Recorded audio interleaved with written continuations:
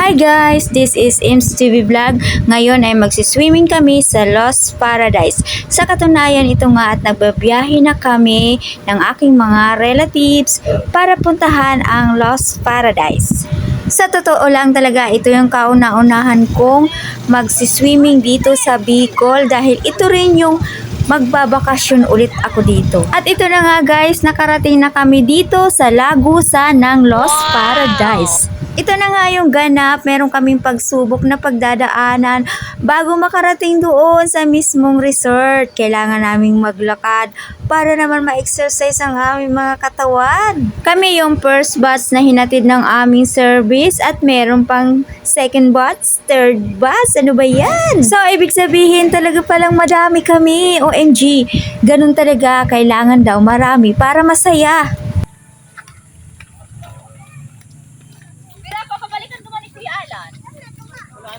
Ayaw yung ano ba si Tuwang Aki?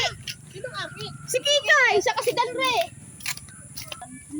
Ikaw pa duman! Siya kasi Kuya Erneng, si Junay, si Onyo. Hi guys! Andito kami sa Lost Paradise sa barangay, ano to?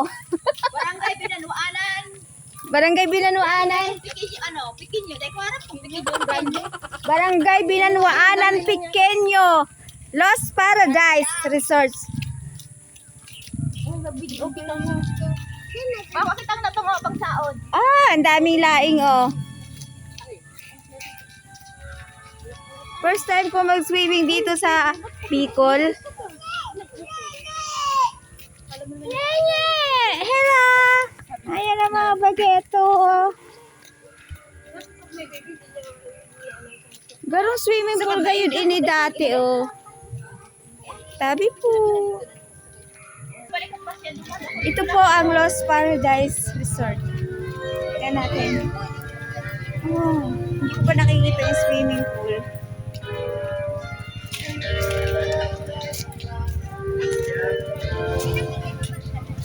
Lupat pa yung sipi ko.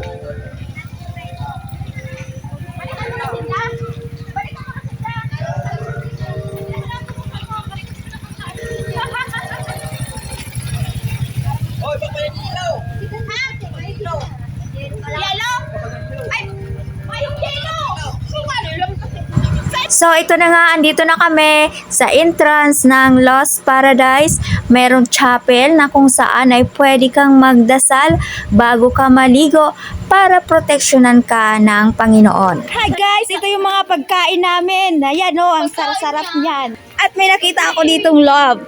Love! Videohan mo ako, Jeda. Oh. Ang ganda ng love na ito. For me, love. Ang ganda dito guys. Tiyan mo natin kung ano meron dito. Yung tawal ko! Pwede pa na dito kumain, magkape. Ilayo-layo mo naman ang mukha ko. Baka lumapit. Ayan guys. Ito oh, pwede ka magkape dito. Tapos, oh, I love it. Tiyan mo, pwede din siya duyan-duyan. Di ka dyan safe. Why? Why am I? Anuin ko yan mamaya ah. Wow! Tapos pwede kang magkape-kape dito, katulad dito, oh, di ba? Yan. Kape na malamig na. Tapos syempre, hindi lang yan. May papakita pa tayo. Ang nagandahan may pagbibideo, ayaw ko na magulo. Ito tayo dito.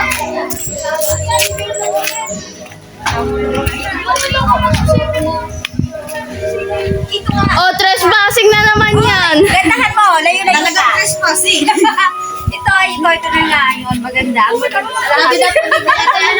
na. Kada picture na po, 5. Tingnan mo, ang ganda-ganda po dito talaga. Magkano ba ang mga cottage dito? Ayan guys. Ilang swimming pool ba meron dito? 1, 2. Hindi ka na. Grabe 2. 3. Ayan guys, 3 swimming pool daw meron dito. Pang bata. At ayun, meron pa daw 4. Ayun, doon ako sa pangbata. Ayun, meron pa pala doon. O, diba? Galing ng mata Ang fresh na bayans, no? Ano ba to? Ano ba ital? Parang mas maganda pa ito. Sa kaya tayo pwede pwesto? Duman tayo, malimpoy tayo. Doon tayo sa malilim. Duman o. Saan? Doon o, malapit sa maliit daw. Makakan na lang to. Sige, inumin mo. Yan ah. Hindi ko na yan ilagyan ng straw. Yan ang food namin. Sana magkasya. Double P yan. Welcome to my vlog! Ano, tita? Uy! Takot sa camera. Tingnan nyo, may papaya. Laki. At ito na nga guys, nakapasok na kami sa entrance ng Lost Paradise. Pinapasok na kami ni Manong Guard kasi nga daw para hindi kami pakalat-kalat sa labas. At sa pagpasok nga dito sa Lost Paradise, yung mga bata na pasok na sa measurement pataas na ay meron na pong bayad, pero yung maliliit po ay wala pang bayad. Bago ang lahat, itutur ko na kayo dito sa loob ng Lost Paradise. Pagpasok mo dito ay mayroong kantin na mabibili mo na lahat ng gusto mo na hindi mo nadala at nakalimutan mo, at napapalibutan ito ng magagandang bulaklak. At napapalibutan din ito ng iba't ibang klaseng punong kahoy. Sa unang pasok ko pa nga lang dito ay talaga masasabi ko ng malaparaiso talaga ito. Tingnan mo naman ang ganda, na in love na talaga ako. Sa buong buhay ko nga talaga, ang tagal-tagal ko na sa Bicol, pero ngayon lang talaga ako makakapag-swimming dito sa Lost Paradise. At syempre, bago ka maligo dito sa Lost Paradise, basahin mo muna yung mga rules, para naman sa inyong kaligtasan yan. Makinig at magbasa. At ito na nga, pababa na kami sa hagdan para hanapin yung aming cottage. Talaga namang napakaganda. O, tingnan nyo naman yung swimming pool na tatanaw ko. Sana kayang-kaya ko talagang maligo yan. Sana hindi talaga yung sobrang lalim. Tapos yung mga puno talaga nagtataasan, kay gandang pagmasdan. Tapos meron pa mga bulaklak na nagagandahan. So what are you waiting for? Naku po, mag-swimming na kayo dito sa Lost Paradise. Malay nyo, napanood nyo tong video ko at bigla kayong nagyaya ng barkada, tropa para mag-swimming dito. Lalo na hindi nyo planado yung mga plano nyo, kasi mas maigi daw yung hindi nyo planado kasi natutuloy, o diba? Punta na kayo dito, ano pang hinihintay nyo? Tara na, maligo na tayo. Ito nga, at wala pang tao dito sa mga cottage dito dahil nga maaga pa kami. Mamaya daw ay puno na yan. Ako po, marami na mamayang maliligo. Kaya nga sasamantalahin ko na tong pagkakataon na ito para mag-picture-picture, mag-video-video habang kunti pa yung tao. Siya nga pala guys, sa mga hindi pa nakakaalam ng entrance fee dito, ang entrance po ay nagkakahalagang 120 pesos. At dahil nga hindi pa ako busy, ipapakita ko sa inyo yung kapaligiran, yung mga puno, yung mga cottage, at kung ano yung mga available dito na pwede nyong gawin. O ito nga, may mga video okay dito. So sad nga dahil wala kaming video okay yung aming cottage kasi kailangan pala magpa-reserve ka kung gusto mo na ang video okay. So mag-a-add ka ng bayad. Dahil wala kaming video okay, ang binayaran namin sa cottage ay 650 pesos. May ihawan ba tayo dito? May ihawan to? Kasama? Ang tanong dito sa bantay ay nakaupo.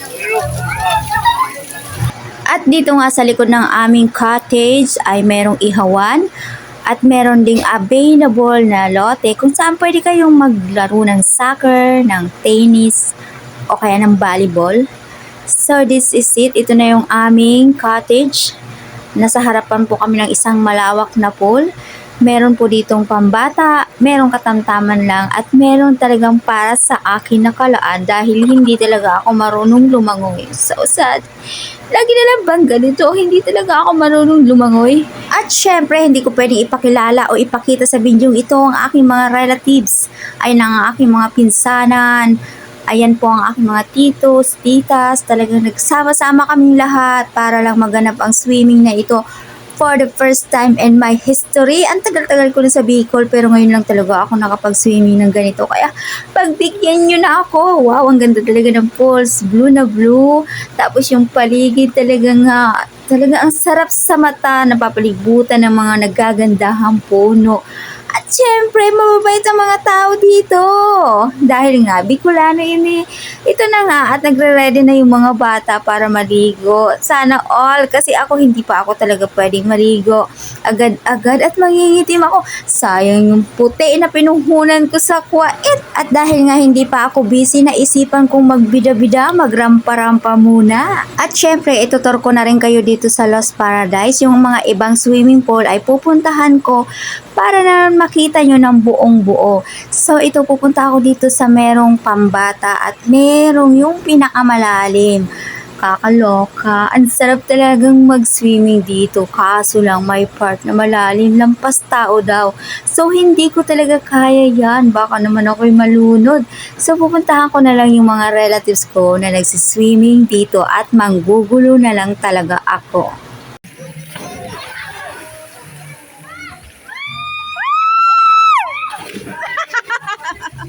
Dali na! Naku, natakot! Dali na, ante! Dali!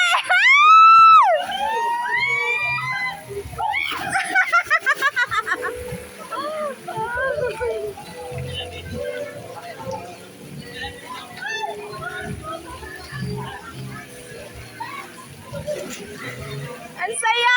Sige na! Uy! Lampas tao ba yan? Naku, hindi ko kaya dyan. Nakakaingit naman. Yung si Tito. Uy! Sana all! Ano, Uncle? Sana all kaya sa malalim. Hindi ko kaya yan. Malulunod ako dyan. Ayan si Aldor.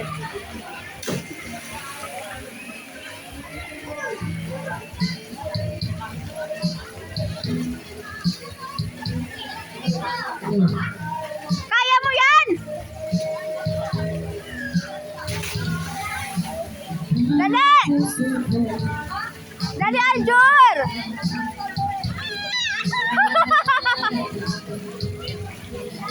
Hoy, baka malunod ka, ano ha? Marunong ka ba?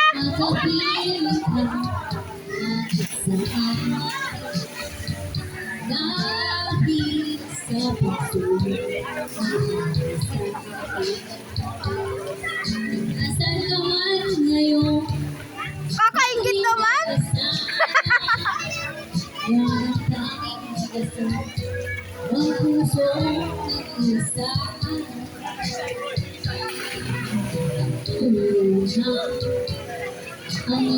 Sana all.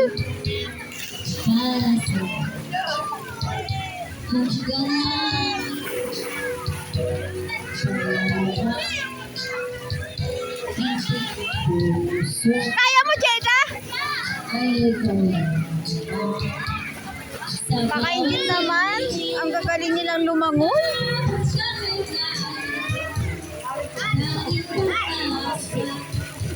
Malalim dyan! Ay, hindi ko kaya. Ay! Malulunod ako dyan!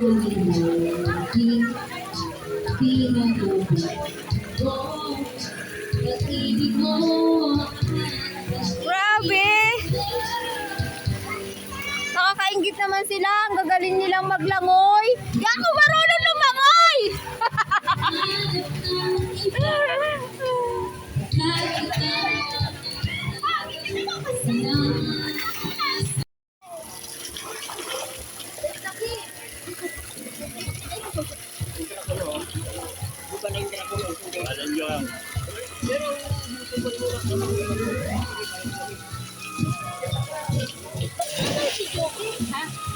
Wala na daw, wala nang bakante sa video, okay.